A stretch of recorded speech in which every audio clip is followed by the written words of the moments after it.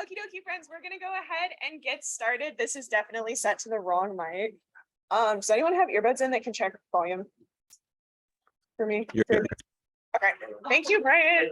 Okay, so first off, before we go ahead and get started, if you guys can go ahead and pop that link tree open and go ahead and take care of the sign in. These numbers help us go ahead and plan for our workshops like this Friday and help us get a better understanding of how many of you guys are coming out and what you're specifically interested in. So it's going to be the same link tree it is every week. All right, can we get the link in the chat? Or is it already there? Okay, the link will be in the chat for those of you on Zoom, and then I'm gonna hop through some announcements super quickly so we can go ahead and get started. Where are the slides being shared? There we go. Okay, sick. So first things first, I'm here to encourage you guys to become paid members. There's a whole bunch of super cool perks. You qualify for our mentorship program. You get shirts and stickers and a whole bunch of other stuff. I know some of our stickers from last year, especially from our tryout companies, I like to call it, were really pervasive. You get super fun prizes and a whole bunch of other perks. Highly recommend if you're going to be here for fall and spring, I'd bite the bullet and do 35 a year because it's a better deal. But either way, we are happy to have you. Is there anyone, Vinny, you want to show the shirt? So this is one of our shirts that you will end up getting with your paid membership. It probably will not be that design this year, but they're super cool and they're everywhere. They're also very high quality cotton. I like mine very much. Right. So secondly, Clemens, you want to come plug RVB? You're gonna do this the quickest you've ever done, as long as it's understandable. I'm gonna be like that Bernie Sanders meme where it's like, I'm once again asking for your support. I am once again asking you to sign up for Fall RBB. This will be a very fun 6-hour competition where you'll learn business skills, you'll learn how to do IT, and you'll also learn about system administration. You can register by yourself or with teams of up to 4. And I'm pretty sure that's all the time I have. So thank you very much. Beautiful. So we highly recommend everybody sign up for RVB. This is often a really big talking point for our members, especially in interviews, and it's an incredibly valuable experience. And the theming this semester is super cute, so highly recommend. The next is going to be the one-on-one mentorship program. I'll just run through it really quickly. This is different from our PALS program, essentially, right? You get paired with industry mentors who help walk you through improving your career and like rounding out your school experience. I really recommend it. If you would like to experience, you do have to be a paid member. Like I said, take the deal, $35 a year, but hop on the link tree if that's something you'd like to take advantage of. And I think we have one more is this Thursday is going to be Cal Poly Pomona's Cybersecurity and Awareness Fair. Swift will be there. We will be doing a super fun 2-factor authentication demo. We will also be showing at a table. There's a whole bunch of different exciting booths from industry and from other clubs. And there is also a career fair. So highly recommend, bring your resumes. You never know what'll happen. And with that, I'm going to, oh, just kidding. I forgot there's one. We're going to take a moment to give a huge round of applause to our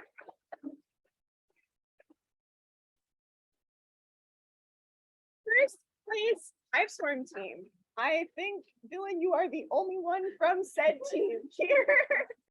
So for Zoom. Thank you. Shout out to Tanai, our captain, Jimmy, Dylan, and Evan, who are all second years and below that placed first in Hivestorm this weekend. We're incredibly proud of them. And now I can hand it off to our presenters to talk about Active Directory. Thank you, Jasmine.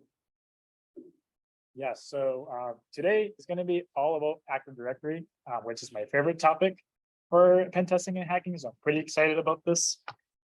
Hold on to your horses. This is going to be a pretty technical talk. So first we'll go over a quick refresher on Active Directory. Then we'll talk about the Kerberos authentication method, which is used in Active Directory environments. Then we'll talk about some of the attacks and tools that you can use when you're pen testing or red teaming in an Active Directory environment. Lastly, there's a good amount of tips and resources that we all have for you. So quickly, I will pass it on to Karina to talk about AD. Yay. Okay. So we did talk about AD a few weeks ago. So just to go over a few things. So what exactly is Active Directory? So basically, Active Directory allows admins to manage like objects, which are going to be like users, computers, any services and the permissions that they have. So that way it's a lot easier to like distinguish, who has access to what and who can actually, see certain things. And Active Directory uses LDAP, which is lightweight directory access protocol, which basically allows Active Directory to be like pushing things out. So LDAP communicates with Active Directory and basically authenticates any services that a user or computer can access. So again, Active Directory allows you to manage things, and it's a single like hub for management. So you can push out group policies with Active Directory, which basically allows you to create like a huge like set of permissions that you can apply to each computer. So it will probably be really, really, really annoying if you have to, go to each and every single person in this room and try to, give them each their own settings. So if Taylor has a computer and if I have to go in there and tell it like exactly what services it needs to access and then go to like Jacob and go to Ali, it would be kind of really annoying because it might take a long time. So pushing out a group policy and making one in Active Directory makes it super, super easy because you could literally just link that group policy or link your computer to the domain with the group policy. It's a lot easier to just manage everything as well. So Active Directory uses objects, which again are like basically computers, users, things like services, printers, and these objects are classified by attributes. So it basically just describes kind of what these things are. So as you can see up here, possible attributes include email, phone number, and addresses. And on the screenshot on the bottom, we see a few of the attributes that are listed here. So CN stands for common name. So what is this, right? It's a computer. Instance type is how this object was kind of initiated. And then object category and object class basically describe where it is in the hierarchy of Active Directory. So DNS, it's silly sometimes because it breaks. And when it breaks, it's not very good.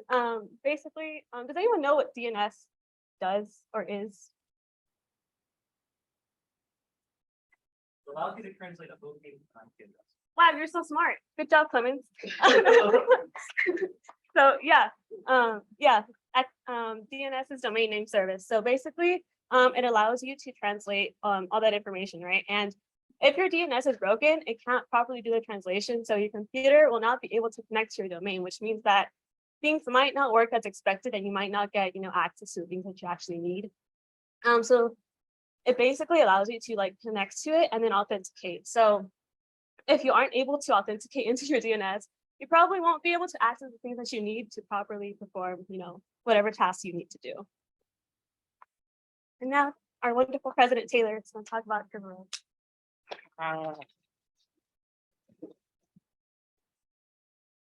Yeah, so real quick, does anyone want to take a crack at what Kerberos is? Anyone? Dylan. It's a dog, A dog? What kind of dog? like, the ones that bark. Kerberos, I think, is from like a Greek mythology thing. It has 3 heads. That's all I know about it. But in Active Directory, it's something a little more different. It's an authentication protocol that's used in Windows Active Directory environments by using what's known as tickets. So instead of like supplying your username, passwords, and all of that, your computer and Active Directory machines are just going to be passing around things called tickets. And these tickets do a lot of different things. Some tickets give you other tickets. Some tickets give you access to services. Some tickets allow services to request tickets. So there's just like a bunch of different things that tickets can do. But in general, this is what Windows machines and Active Directory use to perform authentication and accessing services. So if you've ever searched up like the Kerberos authentication protocol on Google or something, you're gonna be hit with a lot of these kind of diagrams where there's just like a bunch of arrows. There's gonna be like a user over here, some machines over here, and it's gonna look pretty complicated. So this is kind of like the simplest way that I was able to kind of put it in. And once again, all of this is going to be like a generalization of Active Directory and Kerberos. If you want to like dig more into all of this stuff and explain or like to figure out like the inner workings of Active Directory, then there's like a lot of good blogs we'll talk about at the end. But this is something that you're just going to have to memorize if you want to learn more about Active Directory and AD pen testing. So just the steps real briefly. The first step, we request what's known as a ticket granting ticket, which is a ticket that grants tickets. And then we obtain one. We obtain a TGT. And then the third step will be to request a TGS, which stands for ticket granting service. And then the fourth step, we obtain it. And then the fifth and sixth steps are just to authenticate for a service and get access to that service. So we can go over these steps a little bit more in detail. And the way I like to think about it is kind of breaking it down into three different steps. And we compare each of these steps or each of these processes into each individual step. So we could say that step one is to obtain a TGT. Once again, a TGT stands for ticket granting ticket. And the way that we request a TGT is to authenticate to a domain controller. So that's where we like log in, we supply usernames and passwords. And if the authentication is successful, then we obtain the TGT. So once again, we request a TGT, we get a TGT.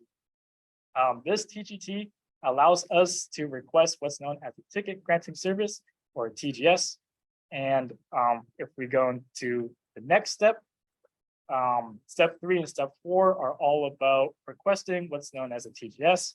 So we supply our TGT to the domain controller, we get a TGS.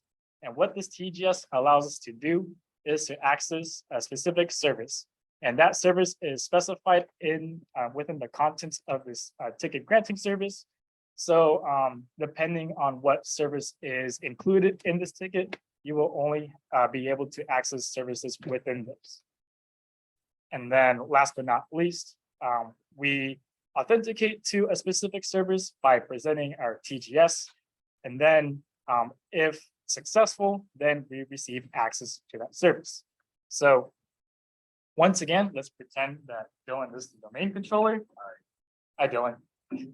Okay, so Dylan, I request a TGT and you give me a TGT, right? Yeah, if you give me the right password for user request. Okay. TGT for it. Okay, so I give you the correct credentials and then I receive a TGT from Dylan, right? Everyone good with that part? So now I have a TGT, right? This is my TGT, all right? And now I want to request access to a service. So I'm gonna give Dylan my TGT.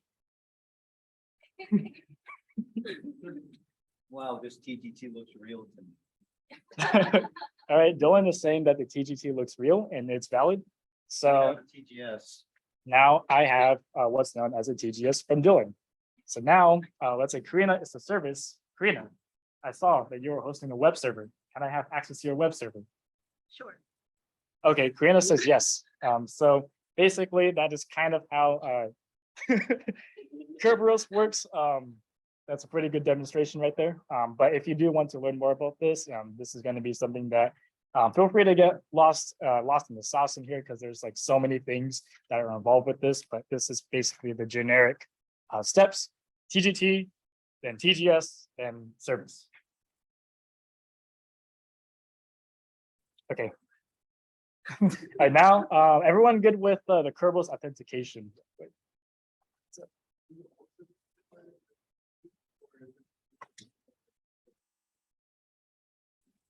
So services that support Kerberos authentication will require a TGS to access them. And you get a TGS from the domain controller when you give the domain controller your TGT and ask for that service.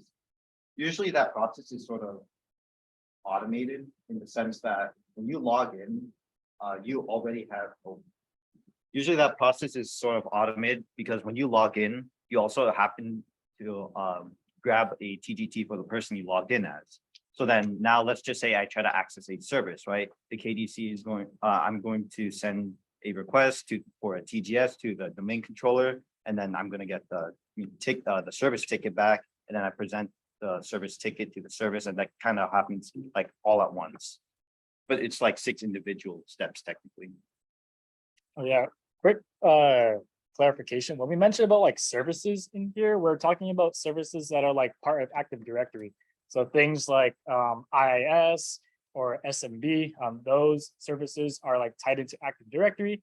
If you were to set up like a completely separate service, then most likely it would not go over this entire method unless it was tied into Active Directory. So that's just like a quick clarification.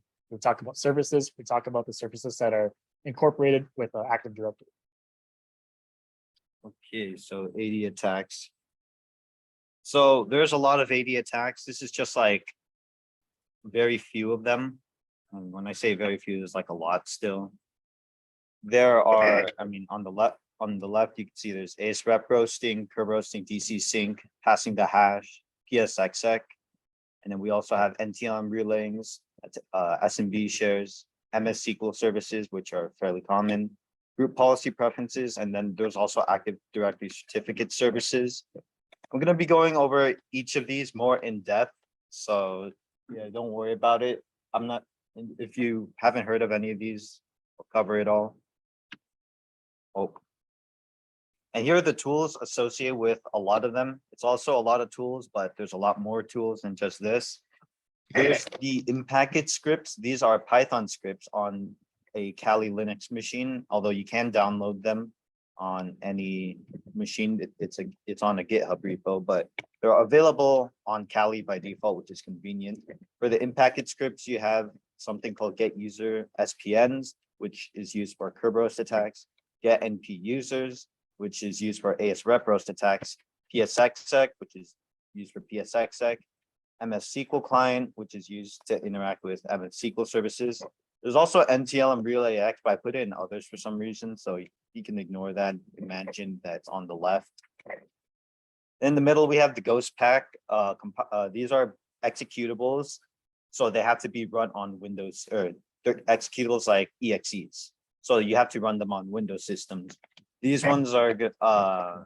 So for these ones, we have Rubius, which deals with literally everything Kerberos, from like all the stuff like curve roasting and ACE rep roasting to some really complicated stuff such as delegation.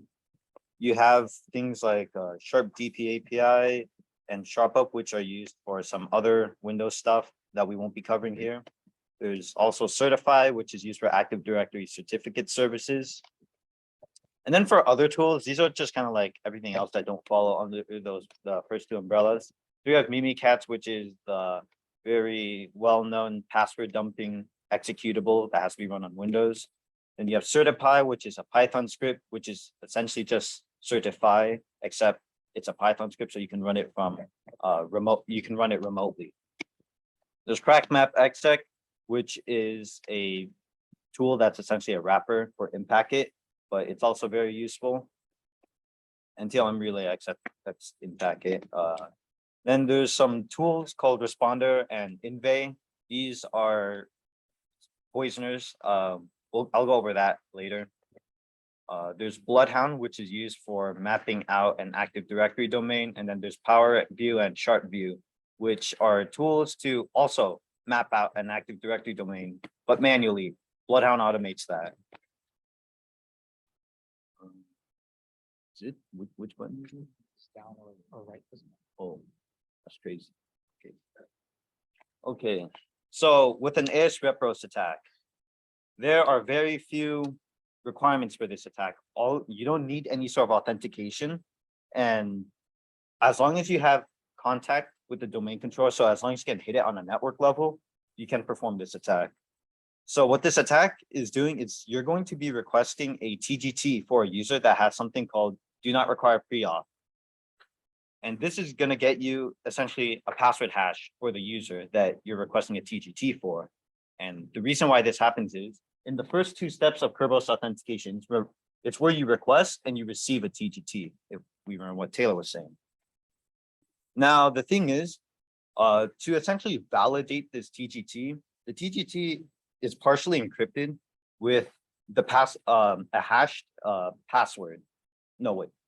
The TGT is partially encrypted with the password of the person that of the user of the TGT. So if my name is Dylan, and let's say I have a password called password. When I request a TGT, my TGT is going to be partially encrypted with password, right? So the thing with this is when they have the do not require pre-auth, you can just request a you can just get the TGT for the user. You don't need to actually provide the valid credentials to the user. And because the TGT is partially encrypted with the password, people have come up with ways to essentially extract that part from the ticket. So you can get a hash from the ticket that you can crack to actually get the original password of the person. So this, yeah, okay. So for Impacted, we're running get NP users, right? We specify the IP address of the domain controller.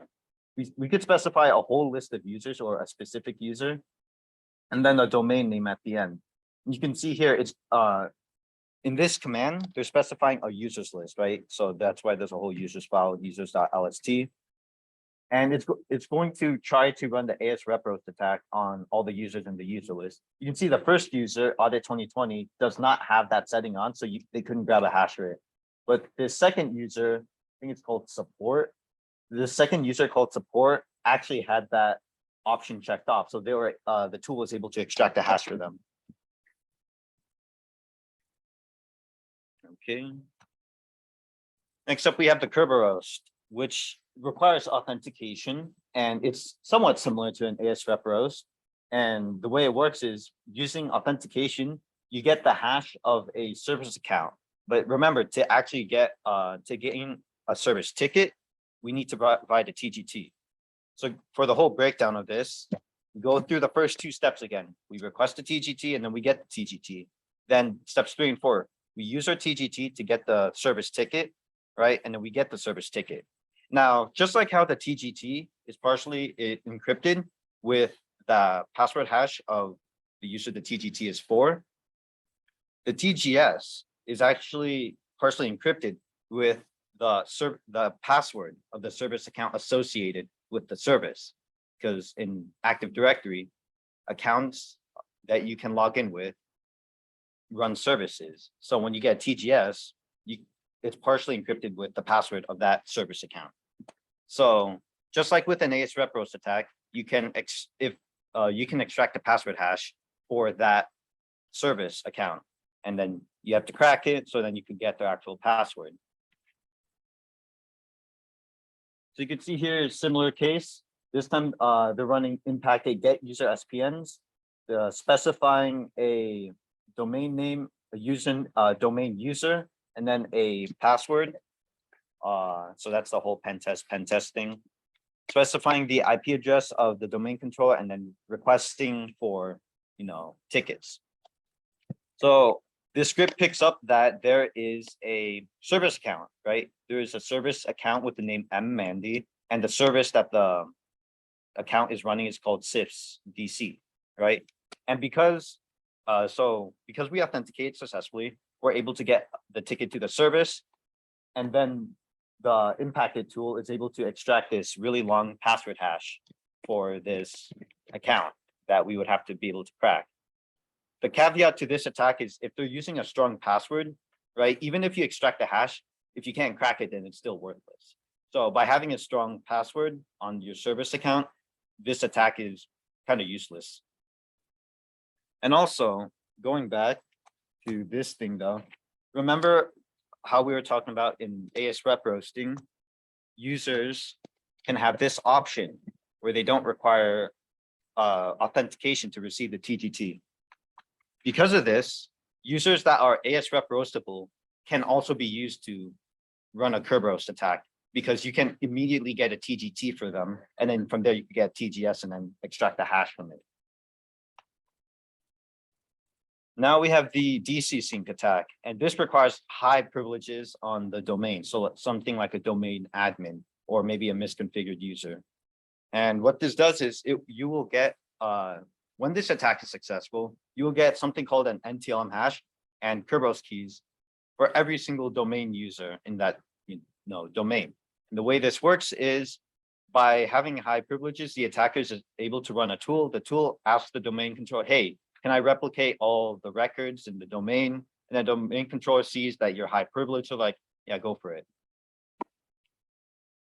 Domain controllers have this as a necessary function for backing themselves up in case, if the domain controller goes down, you have another domain controller to essentially run the domain. So, and to maintain this balance, they usually replicate records between each other. However, by having a high privilege user, you could sort of just basically say, hey, I want the records too. And then they'll give you it. And usually all these tools will be able to parse everything for you. So here's running the tool, secretsdump.py, specifying the domain, a user name, and then a password of a high privilege user. And then you can see here, it just literally spits out everything. So you can see there's the administrator account here, and here's the all the way on the far right end of things is the NTLM hash. There's a lot of like colons, which kind of separate things. It's like administrator, their identifier, which is 500, the LM hash, which is useless, and then the NTLM hash, which is actually useful for us. Now, what is an NTLM hash though? So we can run this, we can run this attack, the DC sync, and we could grab all these NTLM hashes, but what's the point? Like, would we have to crack them all? We actually don't have to crack the NTLM hashes because the way Windows, we talked about Kerberos authentication, but Windows also uses something called NTLM authentication, which is literally just password authentication. So like how you log into your computer, you put in your password. That's NTLM authentication. What actually happens under the hood is your password gets encrypted or not encrypted, gets hashed with the NTLM hashing algorithm. And then the host you're logging into checks if the hashes might line up for the computer. And then if it does, then they let you in. So because it only checks the hash, and using a DC sync attack, you can extract all the hashes, or the NTLM hashes, I should say. We can go into our next attack, pass the hash, right? Rather than specifying a password to log into Windows services, we could just grab whatever NTLM hash we have for the user that belongs to, and just give them that hash. So instead of cracking the hash and then logging in with the username and password, you could just log in with the username and the NTLM hash of the user. Loading, okay. So you can see here, the crack map tool is being run on this subnet, specifying a user, and rather than the user's password, it's the user's NTLM hash. And we can see that there's a lot of successful hits, except this one red one right here, but all the way down here, these are all successful hits. So, okay, we can log in with NTLM hashes, but what can we log in with? So this goes into the next attack, PSXX, which is, it's not Active Directory exclusive, but it's pretty common, Active Directory. The requirements for this are local admin access to the computer you're trying to run the attack on. Because in Active Directory, you can have an admin on all the computers, or you can have admins on specific computers. Those are called local admins.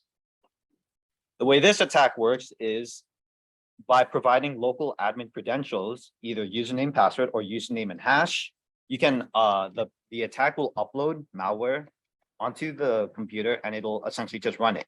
And because of pass the hash, if we have the hash of a local admin, this attack is super easy to pull off.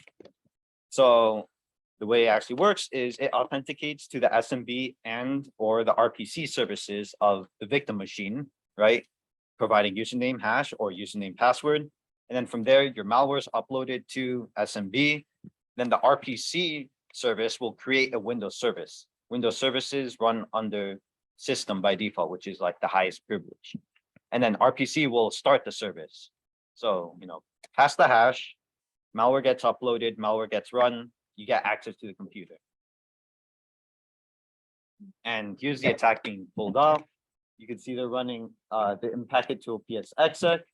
Then they specify the hashes. The NTLM hash is on the right, although for some reason these tools still require you to put an LM hash. You could just put an empty hash or the default hash for an empty password right here, and it just works. So you can sort of ignore this part. On the right side of the column is the actual NTLM hash. That's the important part. And then all the way on the right, we have the user account that this NTLM hash is associated with. And they run the exploit, or they run the tool. And then because the local admin, you could see the share admin is found to be writable. The malware is uploaded and it's called something weird. Then through RPC, the service manager is accessed on the computer that creates a service and then starts the service, which runs the malware.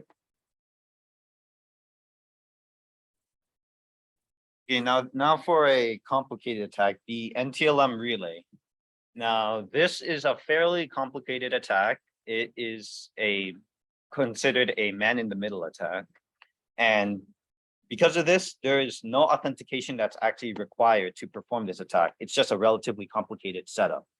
And the way it works is the attacker will relay authentication between a client and a service that uses NTLM authentication. So what do I mean by this? Here's a diagram. So the attacker sits in the middle. Some client is going to be on the left side and the service is going to be on the right side. So the client is going to request access to a service. The attacker is going to intercept that request and then forward it to the service, right? And the service thinks that the attacker requested access. So then the service is going to provide something called a challenge, which is essentially, hey, give me your password, right? Or give me your NTLM hash. Then the attacker is going to forward that challenge back to the client, right? And the client's like, oh, okay, they want me to, enter my credentials. Then step 5 comes in, they're going to provide the answer to it. So they're going to provide their credentials. The attacker is going to forward that back to the service. The service is going to see that and it's going to say, okay, those are the credentials. Now the service is going to provide access to the service is going to grant the client access to the service, but we're going to intercept that and we're not going to forward it. So we actually have access to the service. So you kind of just sit in the middle, and I mean, it's called a man-in-the-middle attack for a reason. You sit in the middle and essentially handle these communications between a client and a service. But when it comes to the service providing access to itself, that's where you kind of stop and you just run away with it, run away with access. So now the question is, how do we actually get into the middle, right? How do we get into the position where we're able to intercept these, requests for services and stuff? And keep in mind, this is all done under NTLM and not Kerberos. Well, the way that we can get in the middle are 2 ways. We can use something called coercion, which is we essentially force the client to try to authenticate to a service, and then we'll forward, then we'll get ourselves in the middle and forward that authentication. Or we can do something called LMNR poisoning, which stands for linked local multicast name resolution. It's a really long and kind of dumb name in my opinion. And rather than forcing a client to authenticate, we can intercept failed DNS resolution requests and then sort of relay them. So I'll be talking about LMNR poisoning because coercion gets into more complicated things. So to actually perform an NTLM relay with LMNR poisoning, we have to start off by setting up the tool that I mentioned earlier, Responder. And we have to turn off a few settings on Responder. So in the configuration file, and Responder comes by default on Kali, we're going to disable the HTTP and SMB servers options, right? And then we're going to set Responder to listen on whatever network interface is accessible to, or whichever network interface can access the Active Directory domain. After we set up Responder, we need to set up the in-packet tool NTLM Relay X, right? So in this case, I'm setting up NTLM Relay X. I'm specifying a target that I'm going to relay authentication to, right? So this target would be, I don't know, whatever computer I feel like picking on today. And then I'm going to specify attack C over here. That's going to specify the command I want to run. And then because a lot of things run with SMB2, it's a different version of SMB, we're going to include SMB2 support on this thing. Afterwards, let's just say someone on the domain is trying to access something, right? And they mistype, right? They try to access a URL that doesn't exist, right? They mistype it, or they try to access a network folder, and then they mistype the name of the computer that the folder's on, right? So rather than saying like, I don't know, google.com, they put like gogl.com, right? They forget, oh, because we have Responder set up to respond to failed DNS request, the whole LMNR poisoning thing, our computer essentially responds to it. So the way what actually is going down is when the person enters, the typo in the domain name that they're typing, and because of that, DNS isn't able to resolve that domain name to an IP address. This is when LMNR is going to kick in, and that computer is going to say, it's going to ask every computer it can, like, do you know what this domain is? And they're going to say no. And then they're going to ask another computer, do you know what that domain is? And then it's going to get to us. And because we're poisoning the request, we're actually going to tell them, yeah, I know what that, that misspelled domain is. So once we intercept the poison requests, this is when our relay attack is going to sort of start, because now that we've actually intercepted the failed DNS request, we're going to request access to a service on the victim, right? Now that we're requesting access to a service on the victim, they're going to provide us a challenge and say, okay, you need to do this if you want access to me. And we're going to forward that challenge to the person who sent out the failed DNS request. So we say, yes, I actually know who this person is. If you want to know who this person is, you have to do this challenge for me. So then that client is going to authenticate, or it's going to essentially perform the challenge, and we're going to forward its results back to our target. And then if we have, in this case, if we have local admin, or if we've relayed a local admin's credentials to the target, then we're going to get access and be able to execute commands. Now, there's other ways to perform relays. It's not restricted to using SMB. There are other relays, such as abusing Active Directory certificate services or Microsoft Exchange, but that's another thing that's complicated. As for some 4 other things I have yet to mention, there are SMB shares, MS SQL, group policy preferences, and Active Directory certificate services. So SMB shares are the network folders that I was talking about. And these are just folders that you can try to grab access to if you have credentials to them. Sometimes they are available without credentials though. And sometimes in these shares, there are valuable information, maybe like work documents, passwords, or just some things that we can look at. And to gain access to an SMB share, well, you can first list the shares using the tool SMB client, pass in the attack L flag and specify the IP address or the host name. And then on the right with the attack U flag, specify the credentials. You can list all the accessible shares that are on the whatever host you're targeting. There's another service called MS SQL, which is Microsoft's implementation of the SQL database. Now, the main thing that we care about as an attacker is that if you have in MS SQL, there's databases, and if you have admin access to one of the databases, then you can run something. You can run a command in MS SQL called XP command shell, which will run a command on the system that the MS SQL machine is running on. That's it. So you can see here using the MS SQL client tool, we're going to log into the MS SQL service that runs on whatever machine 192.168.1.6 is, right? So we log in, and then we could just run XP command shell, who am I? And it just says, the command gets run on the system and we get to see the result. And in this case, we are NT service MS SQL server. So from here, you could, download malware and then run the malware to gain a reverse shell, for example. Then there's this relatively outdated thing called group policy preferences. So to push out password changes through group policy for local admins anyways, what Active Directory used to use was this share in, I believe it was called,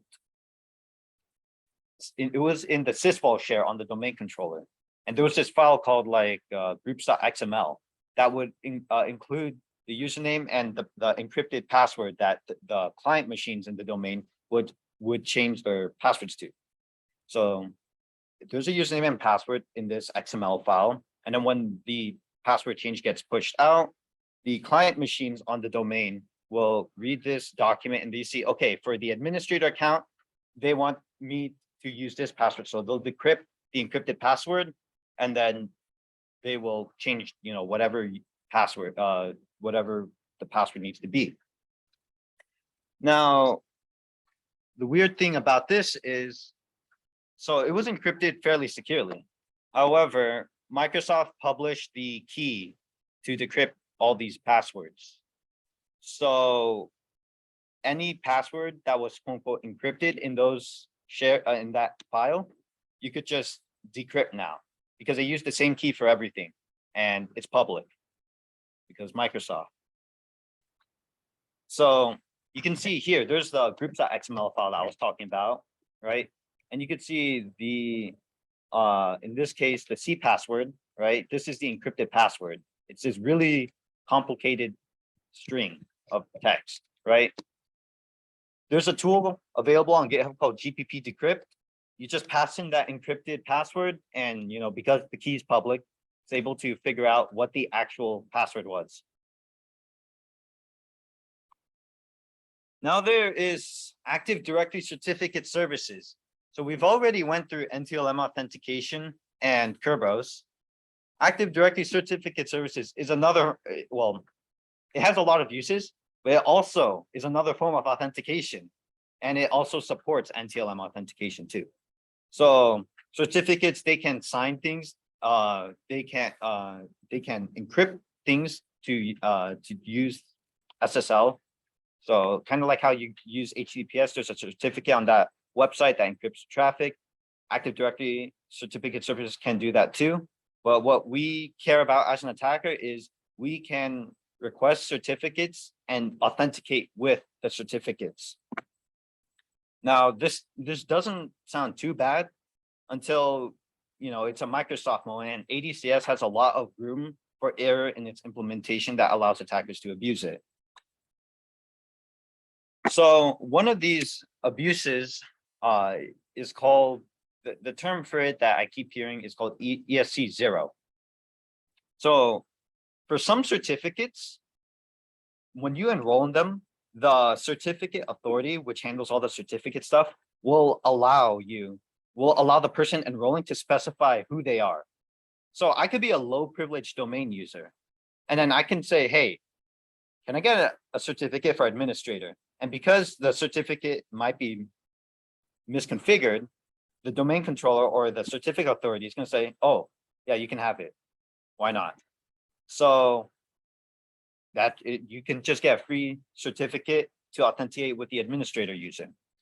And one thing you can do with this certificate is there are a lot of tools that are able to use the certificate to convert it into Kerberos tickets or other things. But you can also just straight up authenticate with the certificate and ask the domain controller to do some things. So in this case, you could say, hey, can I replicate some DNS, or can I replicate some domain records? I have a certificate that says I'm admin. Domain controller just looks at it and says, yeah, okay. So as a recap, this is everything that we went through, although I don't have time to actually recap everything. So there's that. All right, real quick, I know we're running out of time, but just some general tips. There's a lot of tools and a lot of techniques that we just showed you a little bit. I like to think of these as like a toolbox. Basically, like you want to ask yourself, what access do you have? What permissions do you have? What can I do in this current situation? Like, for example, if you have valid credentials, then you would want to try some of these attacks. Can you run a Kerberos? Can you log in remotely? Can you run other reconnaissance tools? And this is something that kind of requires more experience to have better intuition, which enhances your decision making. And I think there's like one more real quick. Hey, how to get better? I like to recommend setting up your own AD lab. There's some hack the box machines. And if you don't know where to start, the advice I would say is start from the beginning.